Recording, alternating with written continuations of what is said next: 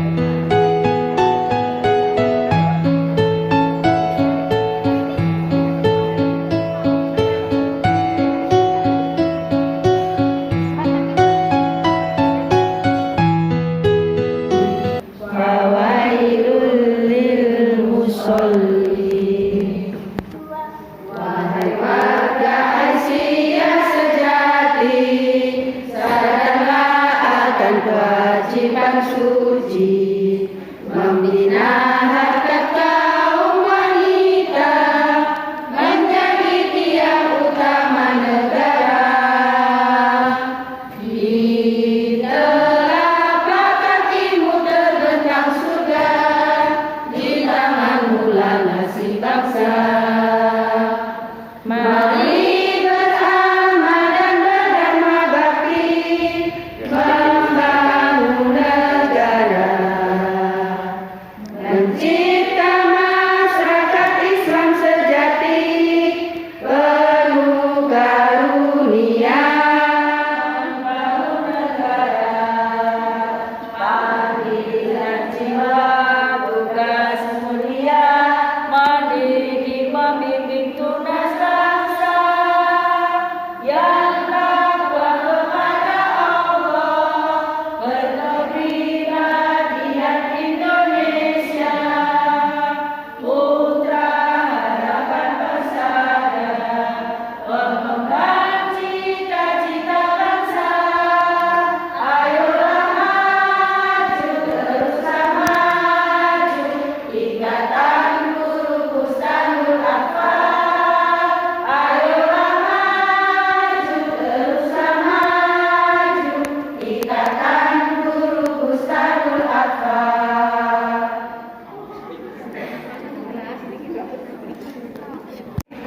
Juga ada SD, juga SD Kauman, itu juga yang pertama kali juga. Kami Jenderal Aisyah, sekarang Aisyah bersama. Kan usianya sudah lama, hanya 5 kepala sekolah tadi ya, jelaskan seperti itu. Nah, yang ingin kami tanyakan, berapa lama periodisasi yang ada di TK Kauman Yogyakarta ini?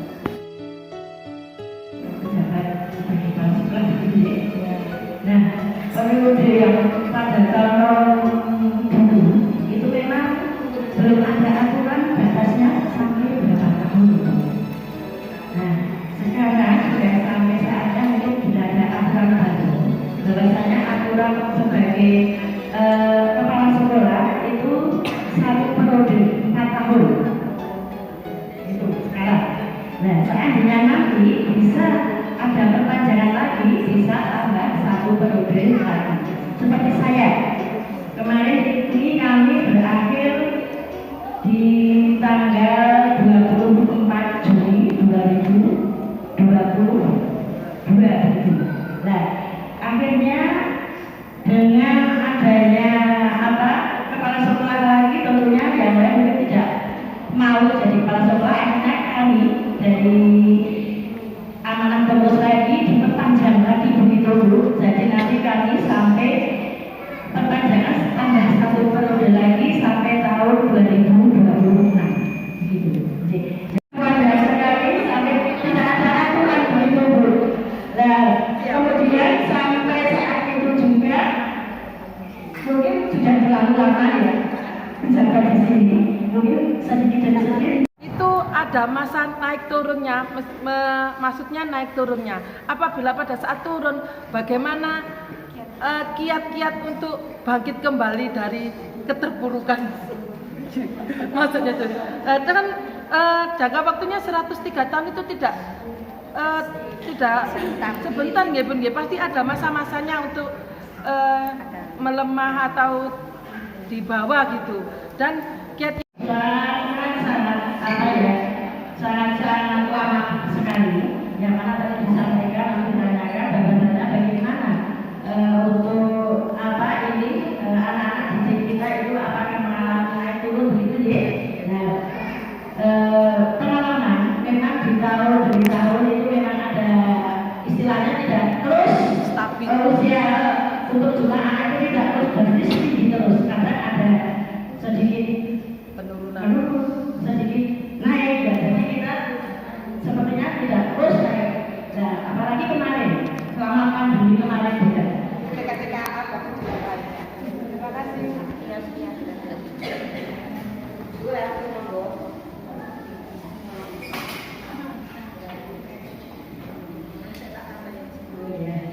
Ya, terima kasih.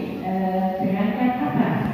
Muhammadiyah Aisyah Ojo Sekolah Ndekono gitu kan, karena terkait dengan ajaran gitu ya, karena kan kita berusaha memurnikan ajaran Islam itu sendiri. Itu kalau kiat-kiatnya di Jogja ini seperti apa? Yang budaya kita juga menyisipkan di situ karena kita kebetulan, menurut saya begini, kita kebetulan kan ada di wilayah Keraton.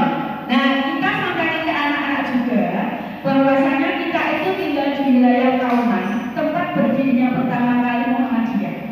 didirikan oleh Kiai Haji Ahmad Dahlan, rumahnya di Kauman. Kebetulan ada Masjid Gede. Masjid Gede Kauman itu punya keraton, kita sambungkan ke sana Bu. Jadi untuk budaya juga tidak kita putus. Jadi kita kenalkan keraton itu atau Masjid Gede itu yang mendirikan keraton. Keraton itu yang punyanya si Sultan Habis. Dan kita walaupun secara sederhana bahasa anak kita kenalkan. Jadi anak tahu. Bahkan kalau budaya itu pun kita sudah di kota itu sudah melaksanakan setiap Kamis Pahing itu anak-anak dihimbau katakanlah setengah wajah ya untuk memakai baju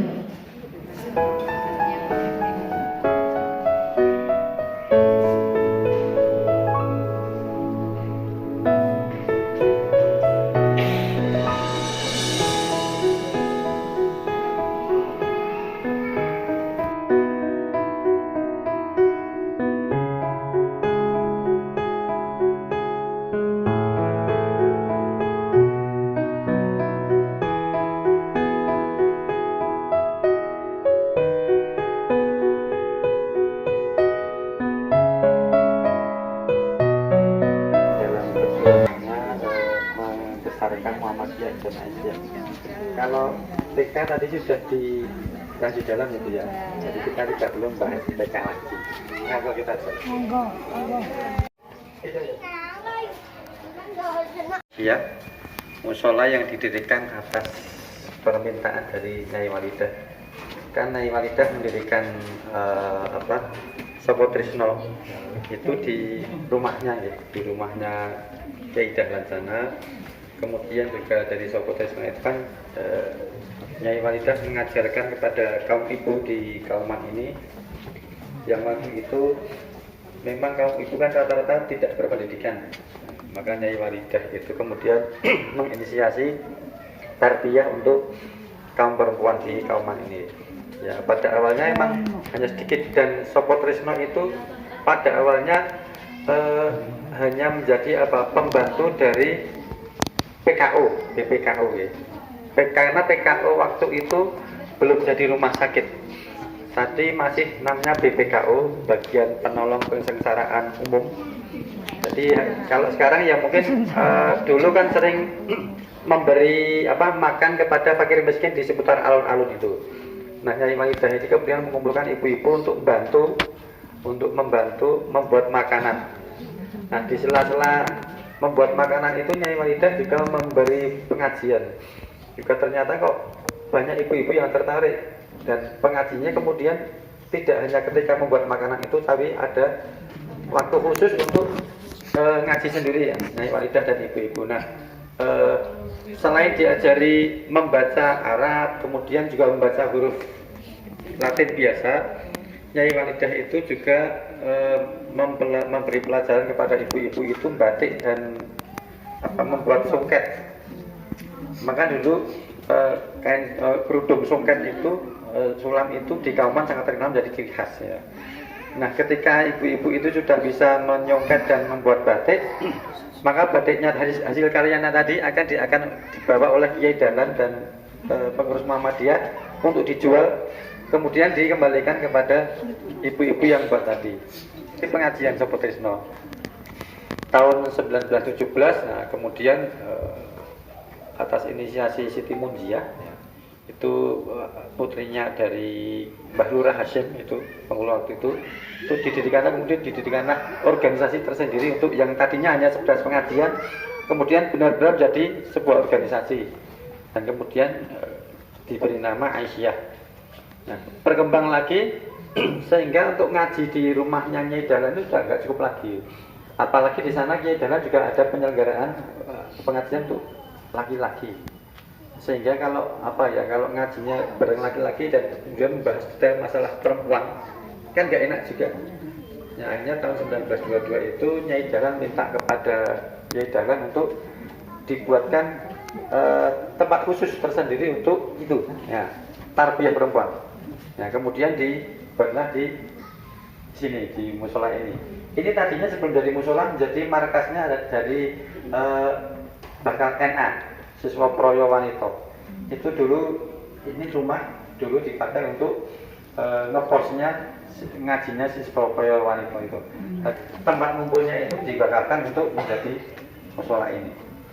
Sampai sekarang ini masih sama fungsinya seperti dulu, jadi khusus untuk ibu-ibu, imamnya ibu-ibu, sholat 5 waktu ada, penceramahnya juga ibu-ibu. Ya, sehingga kalau membahas pengajian, membahas masalah detail, masalah perempuan, ya di sini kan nggak sungkan lagi karena semua pesertanya adalah perempuan.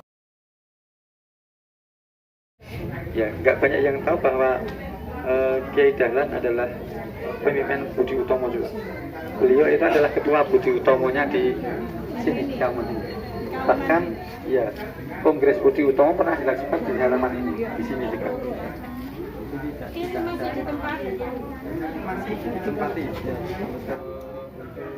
Ya, tapi saya nggak tahu yang sudah sampai ke berapa. Makam Nyai Walidah.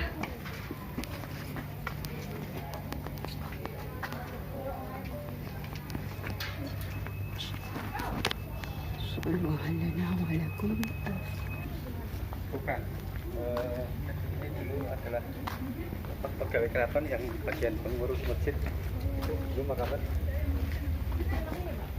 Di rumah juga makam pengurus juga. Tapi sudah zaman dulu kalah. Itu sudah lebih 100 tahun nggak pakai makam. Iya. Enggak boleh di dalam rumah. Nggak boleh, Pak. Nggak boleh di dalam rumah. Ya kan sunahnya makam itu tidak boleh ada makam di atas bangunan di atas makam.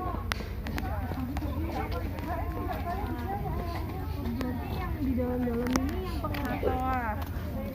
Iya. Ini belakangnya.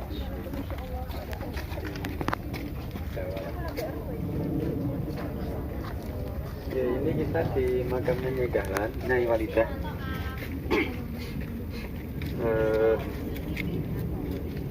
Dimakamkan kalau makam Nyai Dahlan, makamnya 5 km dari sini. Jadi jauh juga di beda kampung ya. Ini makamnya Nyai Dahlan dan karena Nyai Dahlan meninggal tahun 23. Sedangkan Nyai Dahlan meninggal tahun 1946. Setahun setelah merdeka. Ya, tahun setelah merdeka. Nah, ini kenapa dimakamkan di sini? Karena waktu beliau meninggal itu Belanda sedang ada kelas pertama. Jadi Belanda ingin menguasai lagi Indonesia. Karena waktu itu kan Jogja sebagai ibu kota, maka agresi militer Belanda pertama itu yang diserang Jogja. Berlaku hukum darurat militer oleh Belanda, diberlakukan hukum darurat militer. Pokoknya tidak boleh ada di jalan itu dalam jumlah banyak, rombongan nggak boleh. Nah, karena beliau meninggal waktu itu, ya kan nggak mungkin kalau makaman di dekatnya Kiai Dahlan tanpa harus berombongan. Maka kemudian oleh keluarga ya sudah, supaya aman semua yang layat maupun yang makaman aman, akhirnya hanya dimakamkan di sini. Pak, itu bukan Ahmad Dahlan toh?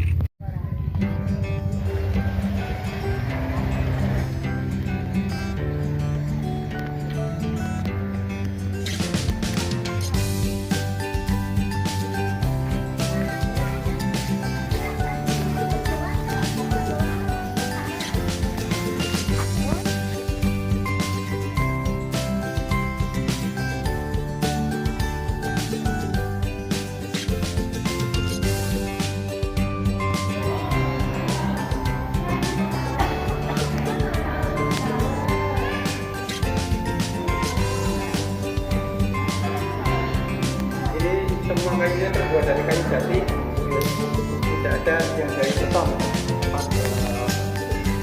Tiang-tiangnya ini 243 tahun, tahun depan 250 tahun. Sini setiap satu tiang itu satu pohon, jadi nggak sambungan. Satu tiang satu pohon. Ya. Dan belum ada tiang yang diganti sampai sekarang. Pohon jati dari marmer seperti ini. Sampai sekarang batu hitam itu batu kali yang dipahat pakai semen. Nah, batu itu benar-benar batu alam yang kemudian dipahat Ini adalah Maksuro, tempat kalau Sri Sultan Hamengkubuwono sholat di masjid seperti ini, maka beliau menempati tempat ini.